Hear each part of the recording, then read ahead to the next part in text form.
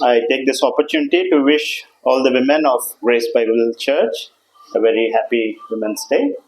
Today's theme for my message is about beauty from brokenness. आज जो शीर्षक मैंने लिया है प्रचार के लिए वो ये है कि टूटी हुई जीवन को भी परमेश्वर सुंदर बना सकता है. Whenever we go through problems in our lives, and when these problems escalate, they increase, or again and again, one after the other, and problems surround us. And when we see our lives so messed up and broken, we grapple with questions like, why the Lord is against me? Or why is this affliction? Why is the Lord making my life so bitter? जब भी संकट से हम गुजरते हैं अपने जीवनों में, और खासकर एक के बाद एक संकट को हम देखने लगते हैं, जाहिर है कि कुछ सवाल हमारे मन में आते हैं कि परमेश्वर मेरे खिलाफ क्यों है, या परमेश्वर मुझे ये दुख क्यों दे रहा है. And on this particular day, being International Women's Day, it's good that we look at two women from the Bible, Naomi and Ruth, who have gone through severe crisis in their lives. आज की संदर्भ में, क्योंकि Women's Day है आज, हम दो स्त्रियों के जीवनों को देखेंगे, नायोमी और रूथ के, जिन्होंने बहुत कठिन परिस्थितियों में से अपने जीवन में से गुजरे. And we will also look at how God has responded to them in their crisis. What their crisis meant to God, or how God responded to their crisis. हम ये भी देखेंगे कि संकट की स्थिति में इनके प्रति, नायोमी और रूथ के प्रति परमेश्वर की क्या प्रतिक्रिया रहा है. Firstly, we will look at Naomi's own experience of going through a crisis. Instead, I would say multiple crises, and her perception about the whole thing that is going on in her life. सबसे पहले हम Naomi के जीवन को देखेंगे कि उसका किस प्रकार अनुभव रहा एक के बाद एक संकट से गुजरते हुए, और उस अनुभव के प्रति उसकी क्या धारणा रही है. Can somebody read from verse 20 and 21? These are the words of Naomi. Bees or Ikisba.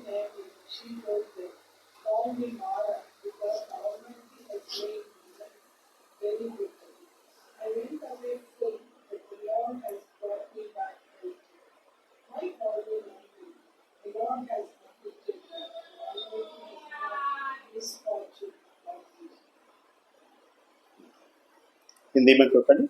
उसने उनसे कहा, मुझे नाओमी ना कहो, मुझे मारा कहो, क्योंकि सर्वशक्तिमान ने मुझको बड़ा दुख दिया है. मैं भरी पूरी यहाँ से गई थी, परंतु यहोवा ने मुझे खाली हाथ लौटाया है. जबकि यहोवा ने मेरे दुख साक्षी दी है और सर्वशक्तिमान ने मुझे दुख दिया है, तो तुम मुझे क्यों नाओमी कहती हो? Naomi, after coming back to Bethlehem, to her own land and to her own people, after having gone through a series of crises in her life, this is what she says to them. Don't call me Naomi. Naomi means pleasant. Rather, she says that instead, it's better you call me Mara, which means bitter. Naomi कई कठिन परिस्थितियों से गुजरने के बाद जब वो वापस आ जाती है अपने देश और अपने लोगों के बीच, वो कहती है कि मुझे नाओमी ना कहे. नाओमी का मतलब है मनोहर, इंग्लिश में प्लेजेंट कहते हैं, और उसकी जगह वो कहती है कि मुझे मारा कहे. मारा का मतलब है कि दुखियारी, क्योंकि वो देखती है कि उसकी जीवन कई सालों से दुख से भरा हुआ है, और इस बात की वो जिक्र कर रही है. And what exactly has made her life so bitter? What were the crises that she has gone through in her life? We will see it from in the beginning of the chapter, from verses 1 till 5. The first thing is that there was a famine during that time, and because of its probably severity, she and her family, her husband and her two sons, they chose to move away, leave their own place, leave their own people, leave their own country, and move to migrate to a very strange new place. In fact, they have gone to Moab, a place that is hostile to Israel. It's not a friendly nation. Uh, and they see themselves being forced because of this famine to seek shelter in a hostile place. That itself is so traumatic for them. And then during a span of 10 years of stay in Moab, one after the other, Naomi loses her husband, and later on, though there was a kind of celebration with both her sons getting married, but within no time, both the sons also died. And for all these reasons, she was so bitter with all these experiences, and she chooses a name for herself. Instead of pleasant, she would say that I am full of bitterness. अकाल के कारण Naomi और उसके पति और दोनों बेटे एक ऐसी जगह प्रवासी होकर उन्हें जाना पड़ता है, एक अनजान जगह जो कि उनके पड़ोस में है, लेकिन उनके साथ एक सही संबंध नहीं रहा इज़राइल के साथ। एक प्रकार से वो एक दुश्मन या विरोधी की देश कहा जा सकता है। और वहाँ पर करीबन 10 साल रहा, और उस 10 सालों में पहले उसका पति गुजर जाता है, और बाद में थोड़ा बहुत खुशी की बात ये था कि उनके दोनों बेटों की शादी हुआ था, लेकिन कुछ ही समय में फिर उन दोनों के भी मौत हो जाती है। एक प्रकार से देख जाए तो अकाल, फिर प्रवासी होकर एक अनजान देश में जाना, फिर परिवार में अकेले हो जाना, तीनों की मौत के कारण, इन सब की वजह से वो पूर्ण रीति से टूट चुकी थी। And this was the reason why she feels that God has turned against me. These are the words that she chooses. I think in verse 13 she says that God's hand is against me. And she says that it is God who made my life so bitter. And that's why she uses this transition from pleasant to bitter and from fullness to being empty. She says that I've gone to Moab full and I've come back empty. और इसी कारण वो कहती है कि परमेश्वर मेरा खिलाफ हो गया है, मेरा सब कुछ नष्ट हो गया है, और परमेश्वर ने मुझे ये दुख दिया है कि मैं भरपूरी से गया था और खाली लौट आई। In verses 6 to 9, despite all these things, it's very interesting to note the other dimension in Naomi's perception, even after going through this crisis. On one hand, she is holding God accountable for the fortune that she is in. But in the other sense, we see a sort of glimpse of faith in her God, especially in verses 6 to 9, when she heard, can somebody read verse 6? There was a news that came to her. Then she heard Maria that the Lord had come to her aid of his people, like whatever he did for them. Naomi and her practice with God prepared him to be her son from them. 6 पद कोई पढ़े? तब वो अपनी बहनों के साथ मोआब के देश से जाने की चली, क्योंकि उसने सुना कि यहोवा ने अपने लोगों की सुधि लेकर उन्हें भोजन वस्तु दी। This is the news that she heard. She heard that God has come to the aid of his people, and he has brought them out of this famine. And the immediate action that she chose is to go back to her land, to her people, to her God. She was able to believe what she heard, that her God is kind to his people. and he has come to rescue them. पहला चीज हम यहाँ पर देखते हैं कि उसने एक खबर सुना कि परमेश्वर ने अपने प्रजाओं के प्रति दया दिखाया, उनकी सुधि लेकर उन्हें भोजन की वस्तुएं फिर से उन्हें दी है। और जब वो ये खबर सुनती है उस पर उसने विश्वास किया, उसकी परमेश्वर पर उसका विश्वास पूरी तरीके से टूटी नहीं थी, और वो पहला कदम जो उठाया है कि वो वापस जाने के लिए अपने देश में अपने लोगों के बीच और अपने परमेश्वर के पास वापस जाने की निर्णय वो लेती है। And while she does that, you also see this element of generosity in her perception. She is left with two of her daughter-in-laws, and both of them are Moabites. And she says that you stay back, don't come with me. You have future for your lives. Now that your husbands are no more, they are dead, you better find somebody else as your husband. And she says, may the Lord be kind to you. May the kindness of God be with you. And she blesses them. And she says that, may the Lord grant you rest in the house of some other husband. She thinks beyond herself. In one way, if you have to understand Naomi's situation, she is much old, she is all alone, she is a widow, and women in those times are more prone for exploitation. They have no rights of their own, they cannot defend themselves. And of course, today also we see most of such a situation, but you can understand how it would be even in those times. इन सब के बावजूद भी उनका परमेश्वर के प्रति विश्वास का बीज उनके हृदय में हम देखते हैं, इस निर्णय में कि वो वापस लौट जाए और वो अपनी दोनों बहुओं को आशीष या आशीर्वाद देती है, ये कहते हुए कि तुम लोग यहीं पे रुक जाओ, तुम्हारी भविष्य अभी भी है, किसी और व्यक्ति से शादी करने के द्वारा परमेश्वर तुम्हारे प्रति दया दिखाए, वो तुम्हें विश्राम दे। वो अपने बारे में नहीं सोच रहे। She is actually dependent and she could have seen her life needing both of them. You know, she might be seeing herself dependent on both of them, and she would be definitely wanting their presence in her life, taking care of her in her old age. But she selflessly thinks about their future and generously allows them to let go of her.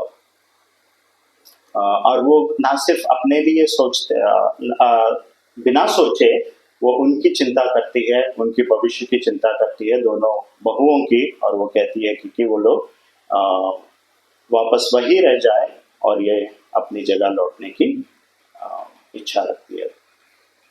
And we see one of the daughter-in-laws named Orpah. She chooses to go back, and she insists in the beginning, no, that I will go with you. But then when Naomi insists, she agrees to stay behind with her own people and to think about her own future. But you see a very different experience and a perception in Ruth's life. And now we will look at how Ruth has gone through or owning up or willing to take up a crisis that lies ahead of her, and what is her perception about looking into her future that is filled with unexpected elements of anticipatory crisis. पहला जो बहू थी जिसका नाम है Orpa, Naomi की जिद के कारण वो मान जाती है, वो अपने ही लोगों के बीच में रह जाती है और अपने ही भविष्य को लेकर चिंता करते हुए. लेकिन यहाँ पर रूथ जो दूसरी बहू है, उसके जीवन को हम देखते हैं कि उसका क्या प्रतिक्रिया रहा और उसकी क्या चुनाव रहा, और उस चुनाव में किस प्रकार के संकट को आगे वो रहने के होने के बावजूद भी उसका क्या उसके प्रति धारणा रहा है, उन चीजों के ऊपर हम थोड़ा मनन करेंगे. Verse 14, we've clearly seen that both had a choice, and Orpah chose to stay back while Ruth had made a different choice, and her choice was to go with Naomi. Ruth का चुनाव ये था कि Naomi के साथ वो आगे चले.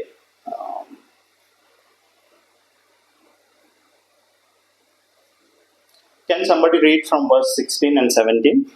16 और 17 कोई पढ़े? Don't plead with me to abandon you or to return and not follow you. For wherever you go, I will go, and wherever you live, I will live. Your people will be my people, and your God will be my God. Where you die, I will die, and there I will be buried. May the Lord punish me, and do it so severely if anything but death separates me and you. Ruth बोली, तू मुझसे ये अनुरोध न कर कि मुझे छोड़ कर मत जा, क्योंकि जिधर तू जाए उधर मैं भी जाऊंगी, जहाँ तू टिके वहाँ मैं भी टिकूंगी, तेरे लोग मेरे लोग होंगे और तेरा परमेश्वर मेरा परमेश्वर होगा, जहाँ तू मरेगी वहाँ मैं भी मरूंगी, तो वहीं मुझे मिट्टी दी जाएगी. यदि मृत्यु को और किसी कारण मैं तुझसे अलग हूँ तो यहोवा मुझसे वैसा ही वरन मुझसे भी अधिक करेगा. It's important that we understand what Ruth is articulating when she says these things. These are not ordinary words. हमें ये समझने की ज़रूरत है कि जब रूथ ये इन बातों को कह रही है उसकी बहुत गंभीरता है. ये कोई साधारण शब्द वो ऐसा ही नहीं कह रही है. What she is saying here is that she is owning Naomi in her responsibility. She is committing herself to be responsible towards Naomi in the first place. And not only that, she is even willing to own Naomi's people and her God. She is willing to open up her life to embrace Naomi for the rest of her life, and to embrace her people and to embrace her God. And she makes a promise, and that promise, that you see that how serious she is. She is taking God as the witness while she makes a promise to Naomi, and she says that, be it ever so severely, if I break this promise. And she commits herself saying that only death should separate us. And she made such a beautiful commitment to Naomi. Naomi यहाँ पर कह रही है, एक ऐसा चुनाव किया है, उसमें उसने परमेश्वर को साक्षी मानकर एक ऐसा वादा नाओमी के साथ वो बांधती है, और उसमें वो ना केवल नाओमी को अपना रही है, नाओमी की लोगों को और नाओमी की परमेश्वर को भी अपनाने की वो इच्छा रखती है.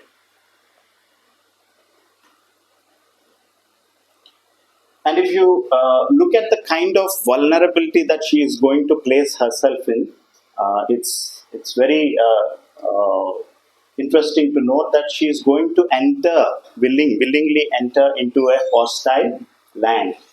The way Naomi had come to Moab, which is a hostile place, now Ruth is willing to choose to enter into a territory that is unknown to her, a people who have been enemies to her own people. And to find work there in order to support Naomi and for herself, we need to know that she is there as a foreigner. She will be there as a foreigner, not as one among the people. Many times, in the way I speak Hindi, people get to know, however best of my efforts that I put in to speak, good grammar. People still say that, are you from South? That is there. Your identity doesn't change so easily. And for Ruth, constantly all through her life, this identity that she is a non-Jew will remain with her. And not just as a foreigner, she is also a woman. And not just a woman, she is also a widow.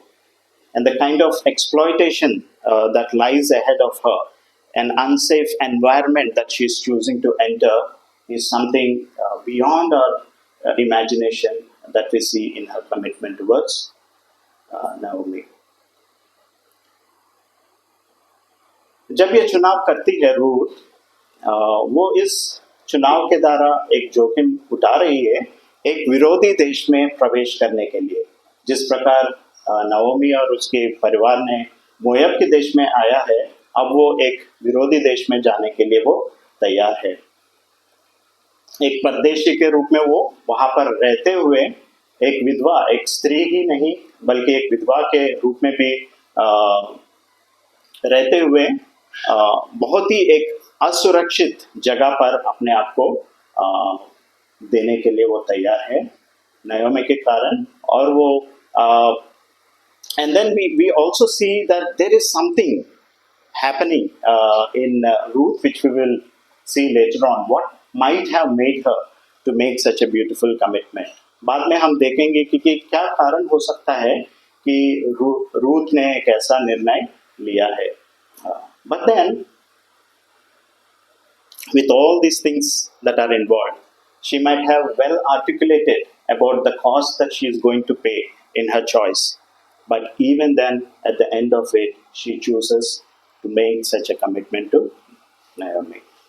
उसने बहुत सोचा भी होगा जब ये सब चीज़ें हो रहा था, उसने देखा कि औरपा वापस जा रही है, उसके मन में भी सवाल उठ रहा होगा कि क्या मुझे भी यहीं पे रह जाना चाहिए, मेरी भविष्य, मेरी जीवन, मेरी प्राथमिकताएं मेरे लिए ज़्यादा इम्पोर्टेंट होना चाहिए। लेकिन फिर भी इन सब के साथ गुजरते हुए शायद ये भी सोचते हुए कि ये किस प्रकार की जगह में जा रही हूँ, उसने फिर भी ये निर्णय लेती है कि ये जोखिम उठाते हुए नयोमी के साथ जाने के लिए। In the midst of all these things, we have seen Naomi's life, we have seen Ruth's life.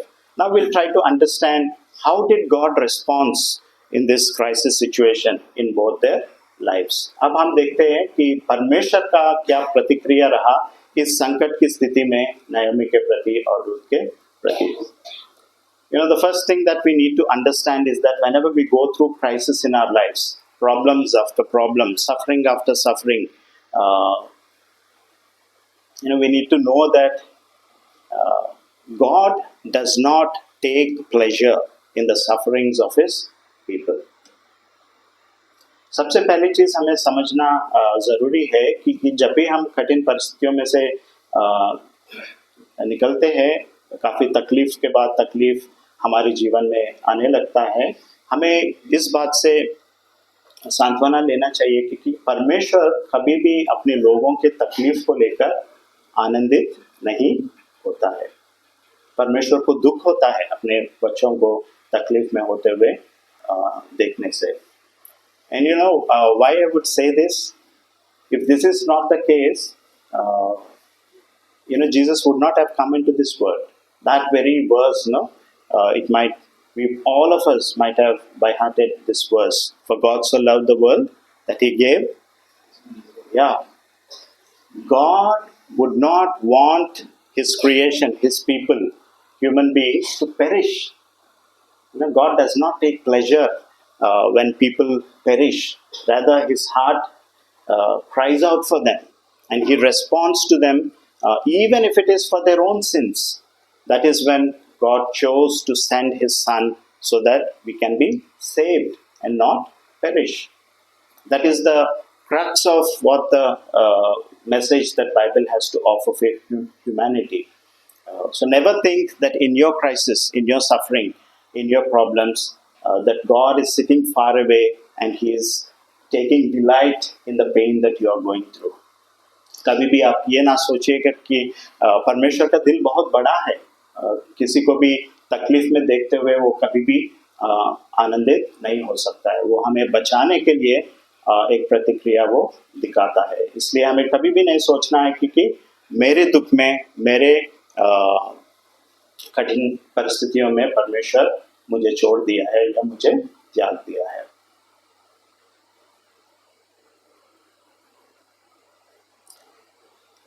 Now we'll come to probably kind of think through. It is not explicitly mentioned, but probably we will try to expand our imagination to understand what must have made Ruth in order to make such a commitment and venture into a strange land to embrace people who are known to be hostile to her own people and to embrace a God whom she has probably never worshipped. कौन सी ऐसा कारण हो सकता है कि Ruth के लिए कि नायोमी से जब ये वाचा बांधती है कि एक ऐसा अनजान जगह पर जो अपने लोगों के विरोधी जाना चाहते थे उनके उनके बीच रहने के लिए और एक ऐसा परमेश्वर को जिसको उसने शायद कभी उपासना ना की हो उन पर विश्वास रखने के लिए I would think it seems that I'm convinced when I was reading this text that there is some element of uniqueness, some speciality that Ruth must have seen in the life of Naomi, in her faith, and in the God whom she believes. Despite everything that Naomi had gone through, you know, you and I, if we stand back and see, probably for all that Naomi had gone through, we would not choose, you know, to appreciate such kind of life that she has nothing left in her life, and what kind of faith is that, or what kind of God is she believing in, who could not come to her rescue? We would not be inspired to embrace such people, to embrace the faith of such people, and to embrace the God in whom such people believe. Ruth ने कुछ खासियत को नायोमी के जीवन में उसकी विश्वास को लेकर और उसकी परमेश्वर को लेकर जरूर देखा होगा जिसके कारण उसने इतना बड़ा निर्णय अपने जीवन में लिया होगा. साधारण तरीके से अगर हम सोचेंगे तो जिस परिस्थितियों में से नाओमी गुजरी है, कोई भी व्यक्ति उसके प्रति या उसकी विश्वास के प्रति या उसकी परमेश्वर के प्रति आकर्षित नहीं होगा. But there is something so unique. Maybe those glimpses of faith that Naomi still had. She probably has not given up her faith in the Lord. You know, this is a very interesting contrast. Even we have looked at, we heard Pastor Raja speaking, no? There is a space that is given to us as children of God to express our grievances with God. You know, for those who have experienced God in their relationship, they could articulate and ask questions. Why did you let me go through such situations? But at the same time, their faith stands so unique. And probably, I believe that there is something that has inspired in Ruth a faith in Naomi's God and her willingness to embrace, even to venture into this new sphere of her life. मुझे ऐसा लगता है कि जैसा pastor राजा ने से कहा था पहले भी कि परमेश्वर हमें एक ऐसा अनुभव से गुजरने के लिए अनुमति देता है क्योंकि जब हम उनके विश्वास में जब हम बढ़ते हैं, उनके साथ रिश्ते में मजबूत होते हुए हमारी जो कठिन परिस्थितियों को लेकर जब हम उनके सम्मुख जाते हैं और उनसे सवाल उठाते हैं कि ये क्यों मेरे साथ हो रहा है, कुछ ऐसा ही प्रकार का शायद नायोमी के जीवन में था कि उसने परमेश्वर के ऊपर विश्वास छोड़ा नहीं उसने. और हो सकता है कि उस कारण रूथ ने नायोमी के इस विश्वास के द्वारा प्रभावित जरूर हुई होगी और इस कारण उसने सोचा होगा कि नायोमी के साथ वो आगे जाने के लिए तैयार है. And finally, when we think about God's response to the crisis of His people, we should also know that God will take away the brokenness and He will fill our lives with beauty, even when we go through crisis. हमें ये भी जानना बहुत ज़रूरी है क्योंकि टूटी हुई जिंदगी को भी परमेश्वर खूबसूरत जीवन में बदल सकता है. So 4 things that we have learned. That God will never take pleasure in the sufferings and pain of His people.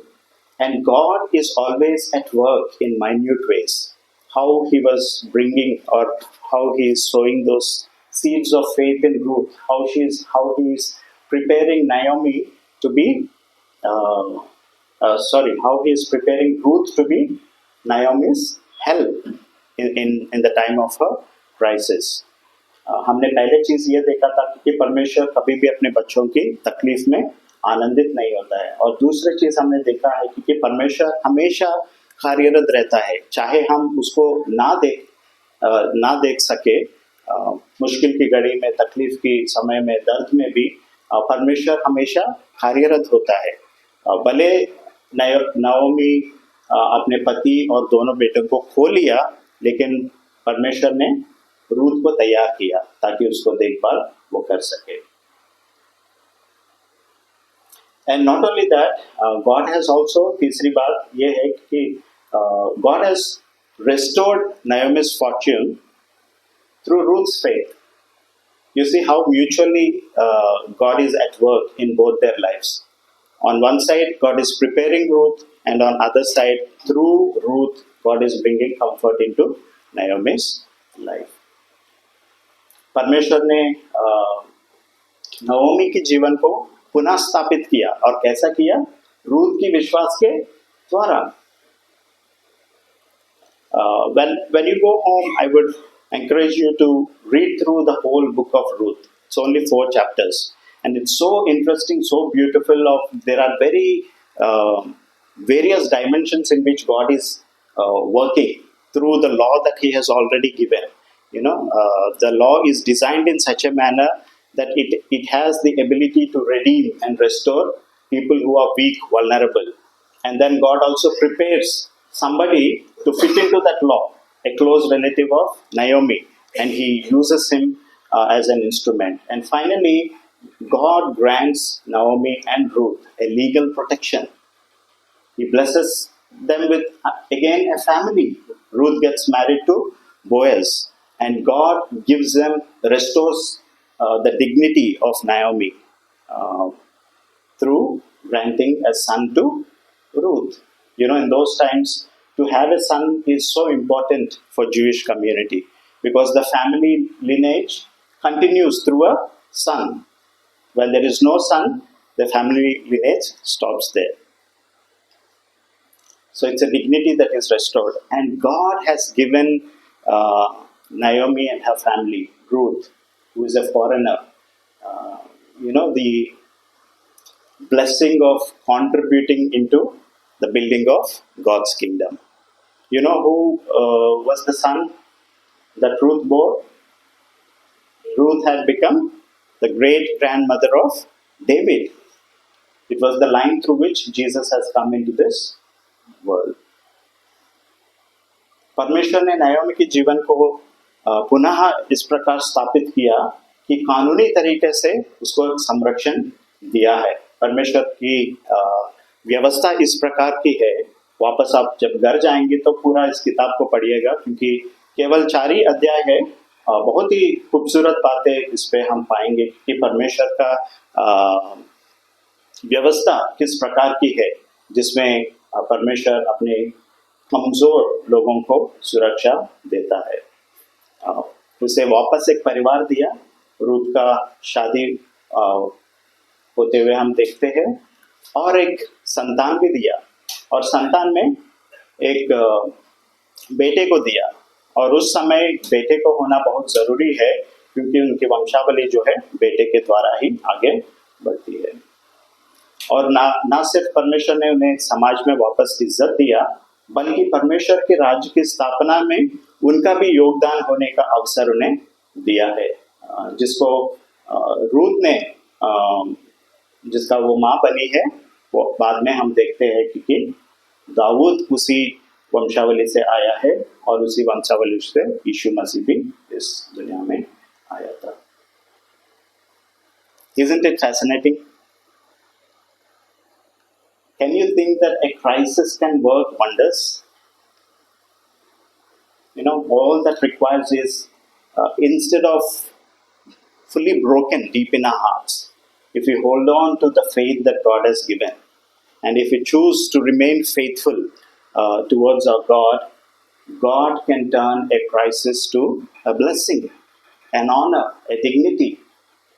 And you will not just be wanting to receive God's help, but rather you will contribute. You will see yourself giving, contributing in the building of God's kingdom. Such is the greatness of God. Such is the powerful presence of God even in times of crisis with His own people. ये कितना गंभीर बात है और खुशी की बात है कि परमेश्वर हमारी दुख और तकलीफ में भी ऐसे कार्य वो करेगा जहाँ पर हम ना सिर्फ परमेश्वर से मदद के लिए इंतज़ार में बैठेंगे, बल्कि हमारे जीवनों के द्वारा हम दूसरों के अंदर विश्वास को प्रेरित भी करेंगे और परमेश्वर के राज्य की स्थापना में हमारा भी योगदान रहेगा. God will take away the brokenness and He will fill our lives with beauty. परमेश्वर टूटी हुई जिंदगी को खूबसूरत जीवन में बदल सकता है. So at the end of today's sermon, I would like to ask, would you like to believe that God hasn't left you in your sufferings? Would you want to believe this fact, this truth, that God will never leave you when you suffer, when you are in pain? क्या आप विश्वास करने के लिए तैयार है कि आपकी तकलीफ में परमेश्वर आपको कभी भी त्यागेगा नहीं? Would you also like to believe that in your weakness God can manifest His strength?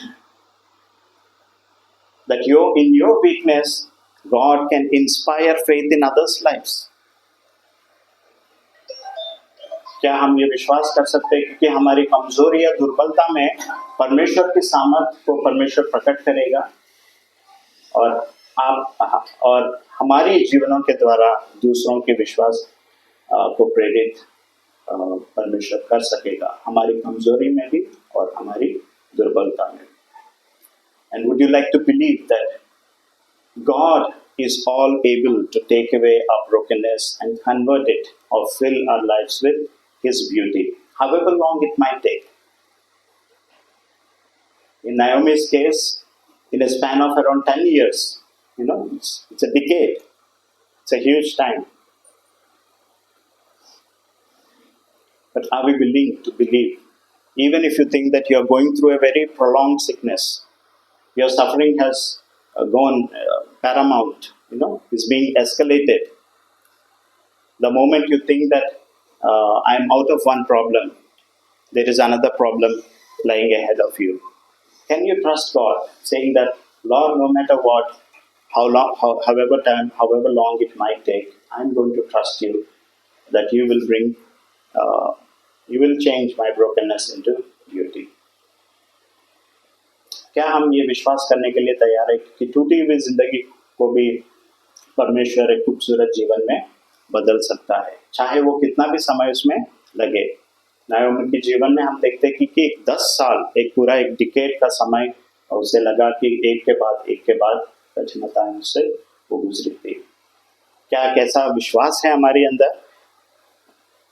चाहे एक समस्या के बाद दूसरा समस्या भी आए, कि ये कहने के लिए कि परमेश्वर चाहे कितना भी समय ले, मैं आपको छोड़ूंगी नहीं या छोड़ूंगा नहीं, ये जानते हुए कि मेरी टूटी हुई जिंदगी को खूबसूरत जीवन में बदलने का सामर्थ्य परमेश्वर में.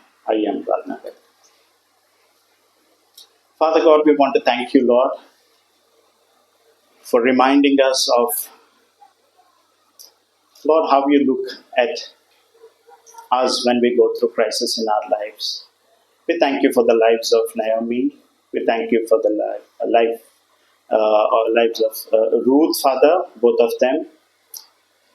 We could learn, Father, your outworking in their lives, even in times of, Father, a crisis,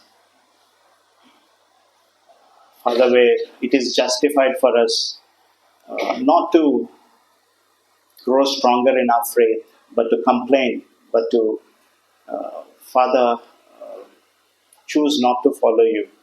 But we thank you for the lives of Naomi and for Ruth, in the way, even in the deepest pain that they have gone through, You have revealed yourself, your goodness. You have continued to work in their lives, imparting, Lord, seeds of faith in them. And we thank you, Lord, for helping us to realize this morning that you are a God who never leaves us alone, who never abandons us in times of pain, in times of suffering, O Lord. Lord, even if we are going through this thought that why you have left us in our sickness, in our problems, in our crisis, in our life, take away this thought, Lord. Fill us with fresh hope that you never take pleasure in the pain of your people, Lord, but you act. You come down to rescue your people, even if it takes time, Lord. We pray, Father, like that you will give us the faith to trust you and to hold on to your promises and to believe that you can change our brokenness into beauty. We pray, Lord, that you will continue to strengthen our faith, that even in our weakness, Father, let our lives bring a hope to others when your strength is manifested. Help us to be willing to let your strength be manifested in our weakness. And may our lives not just always receive from you, but even in times of pain, in times of crisis, in times of ill health, we will still be able to contribute into the growth of others' lives. We ask this prayer in the precious name of our Lord and Savior, Jesus Christ. Amen.